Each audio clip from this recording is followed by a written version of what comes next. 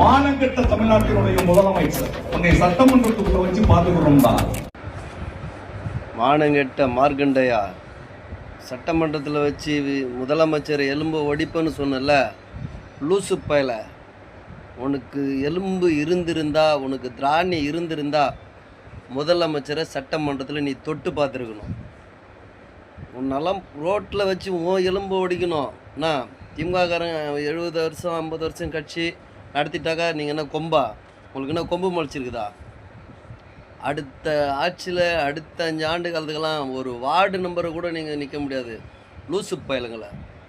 50 ஆண்டு கால ஆட்சி அப்படின்னு சொன்னால் ஒரு பேச்சில் ஒரு ஒழுக்கம், பொது வழியில் பேசும்போது ஒரு ஒழுக்கம், ஒரு நாகரிகம் எதுவுமே இல்லாமல் திமுகங்கிறவங்கள லத்தி தின்ன பசங்க பயல்களா, அயோக்கிய பயல்களா, இன்னமும் அப்படியே தான்டா இருக்கிறீங்க உங்கள் கட்சி. லூசு பயலுங்களா.